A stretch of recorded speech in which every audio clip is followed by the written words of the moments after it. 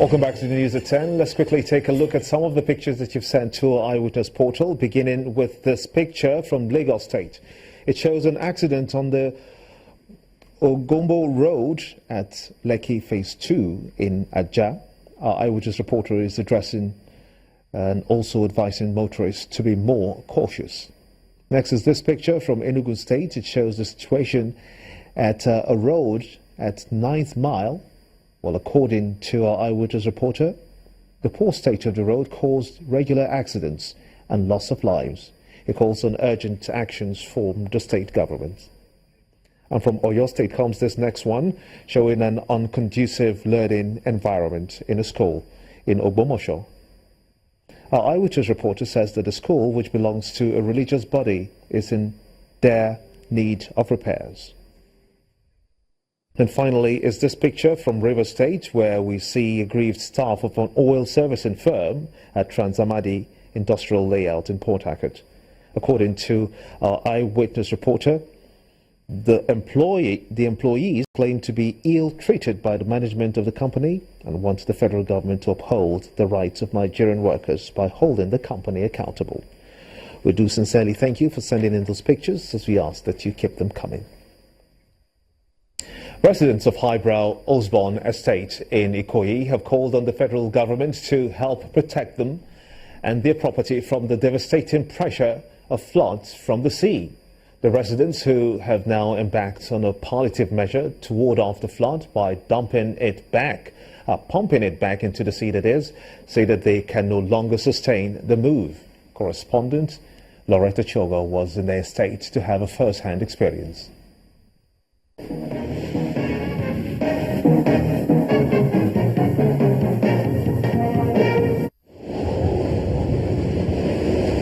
This is Osborne Estate in Ikoyi area of Lagos. Life around here reveals some level of opulence. But for some time now, residents of this estate say they have had to contend with flood even when there is no rain. The flood has receded when Channels Television visited, but the damage is very clear. This palliative work on the drainage system is to help prevent stagnant flood and save property from destruction. The last one that happened 2 weeks ago, water entered about 15 houses in between the estate. The occupants were just overwhelmed. This is the water level. Mr. Fatai Olakpade's home is among the worst hit whenever the flood returns. The telly we had before used to be the one that stands on the floor. That one is gone, because water will just come to almost the middle of it. And there is no point trying to salvage anything or drive back the water, because the volume is so much that manually you cannot cope. This is Eleanor Lagoon Court, and this used to be a place of pride for residents because it has comfortable facilities fitted in here, just like the swimming pool right behind me there. In fact, some have had to move out of the place, and the reason is very obvious. The notion about Osborne Estate is that it is home to the well-to-do in the state. But the rich have had to cry out for the Lagos state government's immediate intervention. Some illegality that has happened, particularly on the island, where people have been doing illegal dredging, if you like, accessing more land. The effect of all of that is contributing to this surge that we find. And I would have wished that government was able to address that before this problem blew in everybody's face. Aside the alleged illegal dredging and reclaiming of lands going on in the waters, the state government is also erecting low-cost building, the Ilubiri project, by reclaiming lands. Some accuse the government of not carrying out an environmental impact assessment before starting the project. But the Commissioner for Environment, Mr. Samuel Adejare, blames the unpleasant situation in the area on natural phenomenon. We took federal government to court on Osborne. It was done by the federal government. When we went there as a team, we saw that Osborne was not done properly. There was supposed to have been a barrier, or what do you call it? Shoreline protection put in place there before the estate. None was done. We have put up our committee of seasoned engineers to look at how to go about that problem. It may be wise to give the commissioner the benefit of the doubt. But how long more will the people wait for help to come? The coming days will tell. Loretta Chiogo for the big story.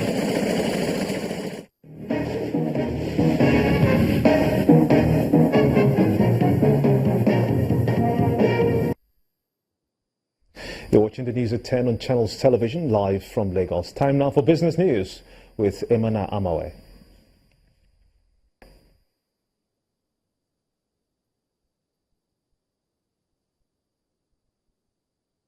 You first. First Bank.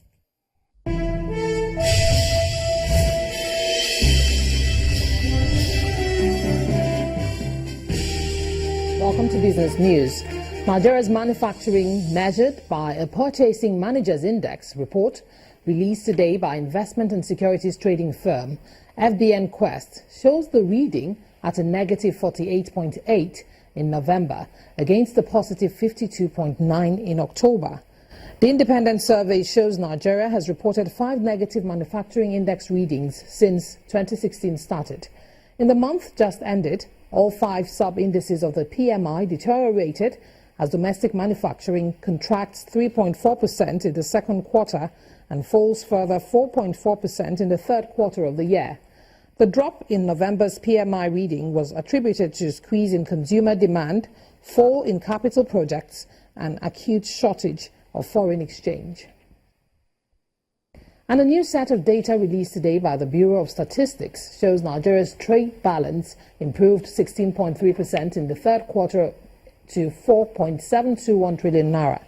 In the 3 months ended September, total trade balance was an improvement of 661.5 billion naira over the second quarter. In terms of exports, crude oil contributed 84.2% for 1.944 trillion naira to the headline figure of 2.30 trillion naira. Total exports surged 29.1% in the quarter under review. Nigeria's imports grew 6.2% to 2.41 trillion naira at September ending. That's higher by 140.7 billion naira. Trade deficit was therefore much lower at 104.144 trillion naira in the third quarter against 484.238 trillion naira in the second quarter of 2016. And over 240 customers of the Bank of Industry in the North Central area have benefited from 5 billion naira in loans from the industrial lender. The divisional head of small and medium enterprise at the bank, Mr. Omar Shekarau, who was speaking at a forum in Abuja, says so far the entrepreneurs have shown strong resilience to the present economic challenges in the country. Something from what you just said, and of course for me, that is a sign. Owners of micro, small and medium businesses operating in the North Central region at a meeting with officials of the Bank of Industries to fashion out ways of improving the nation's industrial sector. Although the nation's economy is not at its best at the moment, participants are of the view that boosting activities in the MSME sector, especially through funding, is necessary at a time when oil prices continue to slip. The Bank of Industry has over 240 customers today in the North Central region, across Abuja, the Federal Capital Territory, to Kogi, to Nasarawa, to Benue, and to Niger. And we've also disbursed about 5 billion to these industries within this locality also. The customers in this region are doing very well. They have channeled the funds we've given to them to what is supposed to be done, and they are doing very well. But despite efforts to make their businesses flourish, there are challenges of multiple taxation, poor infrastructure and lack of funding. In all, tips were offered on how to survive despite the issues confronting them. In my industry, we have a continuous challenge of multiple taxation. Government taxes you for your vehicles that move around. AMAC taxes you. You pay business premises, then you pay business permit, and nobody has been able to explain to me what the difference is. They just say you need to pay.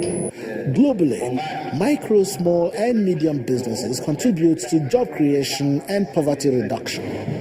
With more commitment from government towards the provision of support facilities and the provision of enabling environment for businesses to thrive, participants here appear set to contribute their quota to national development. At the local bourse, the NSE All-Share Index sustains gains today as oil and gas stocks drive price. Let's join Harriet Agbeni for details.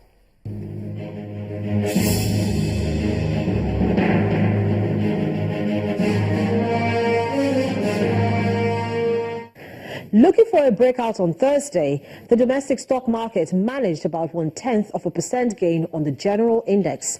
Market capitalization was largely unchanged at 8.69 trillion naira, with an all-share index of 25,265.08 due to lackluster first trading day in December. A whopping 500 million ordinary shares of Tier 2 lender Wema Bank were traded, trailed by Diamond Bank and Access Bank on a day that total transactions was a meager 773.83 million shares, valued at 1.91 billion naira. Major oil retailers maintained their active trading, with market breadth improving by 14 gainers, led by Mobil and Forte Oil. NACO, Cement Company of Northern Nigeria, and UAC Property were top 3 percentage losers. That's the stock market report. I'm Harriet Agbeni.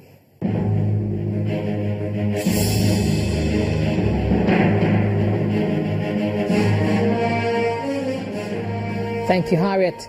And for the global markets, in Europe, markets closed lower today as investors eyed political developments in Italy and digested OPEC's announcement on cut oil production. In the U.S., equities traded mixed as drops in tech offset a rally in energy stocks, while investors digested economic data. In the meantime, in Asia, Japan's benchmark index rose more than 1% as regional manufacturing surveys led by China beat expectations.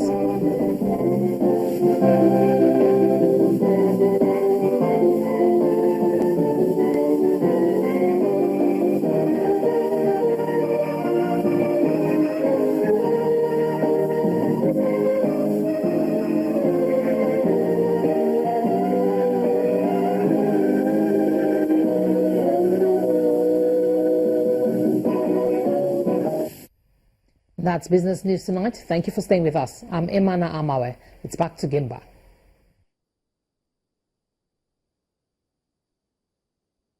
You first. First Bank.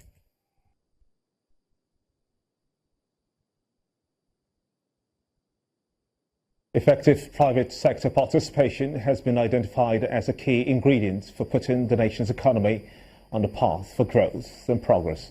The Vice President, Professor Yemi Osinbajo, said this while on a facility tour of Honeywell Foods, an agro-allied industrial complex located in Shagamu, Ogun State, southwest of Nigeria.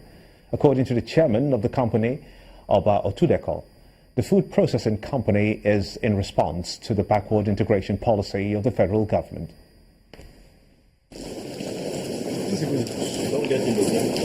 Nigeria's Vice President, Professor Yemi Osinbajo, being taken round Honeywell food facilities in Shagamu, Ogun State, Nigeria. He is here to see the facilities on ground and the production capacity. The multi-billion naira factory, which is about 80% completed, equipped with storage facilities, according to the management of the company, has the capacity to produce about 1.2 million metric tons of macaroni and spaghetti per annum.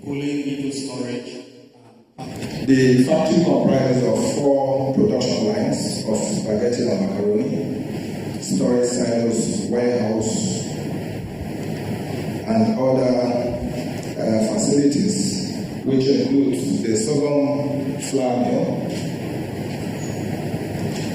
which has a capacity of 350 metric tons per day. Commending the company for this initiative, the Vice President asks for more public-private partnership to get the country out of the current economic doldrum. The federal government very strongly believes that there is no way of delivering on our economic agenda without a serious partnership with the private sector. So the real issue is that the contribution of the federal government is catalytic. The federal government can only make some catalytic contribution in the sense of infrastructure and waiver and some incentives for the private sector. But the real money, the real contribution is going to come from the private sector. The management of the company promises to continue partnering with the federal government in the area of food security. The essence of this factory is actually for strong backward integration to minimize foreign exchange consumption and also work at a rate per square meter that is less than the cost of per square meter land in Lagos. The Honeywell Group produces a range of food products including flour, pasta, noodles, wheat meal, and semolina. Next on the news at 10, Super Eagles coach Gernot Rohr says players are hungry for World Cup action. That's on Sports News. Stay with us.